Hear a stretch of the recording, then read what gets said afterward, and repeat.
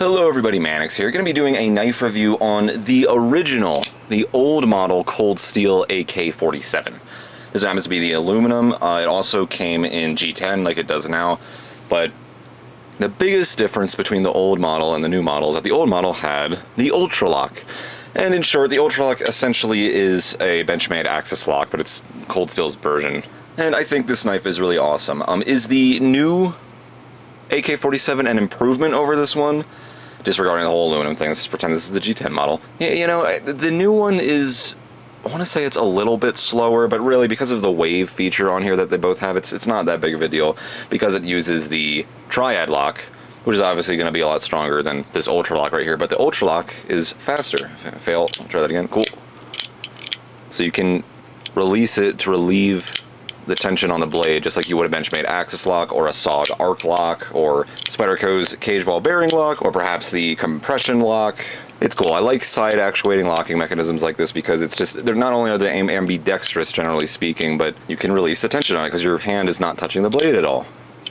And that's really cool. That's what's really awesome about this knife. And it's just a really cool collectible knife to play around. If you find the aluminum version or even the G10 version online and it's used and it's in okay shape, you're going to pay probably around $100 right now if you stumble upon them. They're moderately rare, but they're becoming more and more collectible and they're becoming more expensive.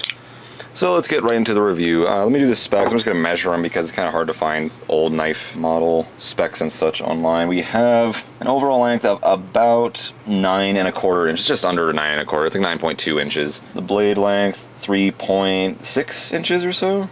Just above 3.5. And handle length, about 5.5 inches. Let us weigh this guy. 7.05 ounces, so it's on the heavier side thanks to the aluminum handle scale right here, but they have the G10 version, which is going to be considerably lighter.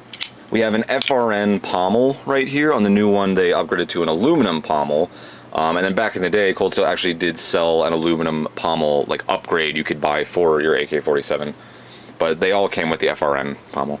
Generally speaking, that will actually be strong enough, but perhaps maybe there were reports of it breaking or cracking and such. I don't see how that could happen, but maybe if you slammed it hard enough, maybe it could. But either way, it's just a cool little addition to the knife. It's really cool looking, really technical. I love all of the lines to it. It's tip up left and right hand carry. I like the pocket clip, simple black ventilated clip. It's just extremely smooth. It has a really good lockup. I'm getting a hair of side to side. I could tighten that down, but up and down, nothing. Just really smooth. Yeah. It doesn't, one thing I slightly don't like about it is how it doesn't have much of a detent, but the purpose behind that is so you can wave it off of your pocket a lot easier. That's the idea. And the new AK-47 does that as well. At first when I got it a long time ago, I was like, what the heck, this is weird. It's hard to flick out unless you really give it a swing, because the lack of a detent makes it difficult to build up enough pressure to flick it out without wrist movement. However, I realize it's because it's supposed to be waveable off the pocket. What that means is if it's clipped to your pocket like this, you pull it out, and then this piece right here, this thumb plate, snags onto your pocket and it whips out as you pull it out. So the idea is that it's extremely fast to open up. It's comfortable, really cool design right here, fits my hand just nicely. I like this little slide right there for my index finger. Above it is just a straight old line. So not the most comfortable for your thumb, but it feels okay. Nothing really uncomfortable about this knife. AUS 8A stainless blade steel. A lot of us know the deal with that, but if you're newer to knives, AUS 8A is kind of a middle ground. It's a moderately decent steel. It's okay. It's not super soft, it's not super hard. It retains an edge okay, has okay rust resistance. It's just an okay, adequate blade steel.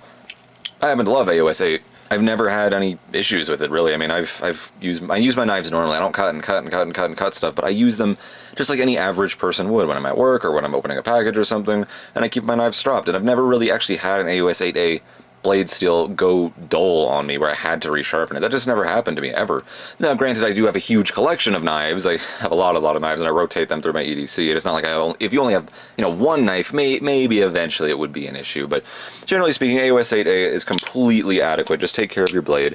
This is a bead blasted finish right here, which I think looks cool, but the problem is it's an economy finish, and the steel's pores are going to be opened up a little more, so it tends to rust readily, and there is actually a little bit of speckling on here, which I'm going to probably clean up after this video. We have a blood groove right there, which the idea behind it, it's just for design, but the idea behind it is that it lightens the weight of a knife. For this, probably nothing noticeable whatsoever. However, on like bigger, fixed blades and such, where they have like a really big line, it lightens it up an okay amount, a slight amount, but it's mainly just a design thing. It looks cool. A lot of handle to grip onto right here without having a huge blade. It's about a 3.5 inch blade, if you remember, and in most places that is considered legal, quote-unquote legal, for concealed carry. The idea is that you get a full-size handle, a lot of handle to grip onto, and you got a lot of reach without having to have the blade too long. As you can see, there's some dead space right here where the blade, there is no blade edge, and of course you can choke up on there if you desire to do so, but well, it's supposed to be a whole tactical, defensive, cool, like police officer type, like knife, or like tactical, defensive, civilian, whatever you want to call it. That's the whole idea behind the knife, and it's cool. I just think it's cool. Is it actually functional for that purpose? Yeah, of course. Yeah, it opens up really fast. It's a strong locking mechanism. You have the pommel right here, or the skull buster, some people call that. That would, if you get a good hit on that in the correct spot for someone, that is going to hurt a lot. And in fact, you may actually want to use that instead of the blade. I would never want to cut anybody with a blade, but yeah, it's just cool looking. These are just, they're kind of hard to find. I like the addition of the Ultra Lock on it. That's the main difference this has between the new model AK-47. And granted, this is an aluminum version, and they currently do not make an aluminum new model AK-47. They have G10. But just compare this to the G10 one. It's almost the same exact knife. The pocket clip's a little bit more different looking. The new one has the aluminum pommel, and it has a triad lock instead of an Ultra Lock. That's basically the end of the review. Very simple. But I really like these knives. Really just cool collectible items, so thank you for watching.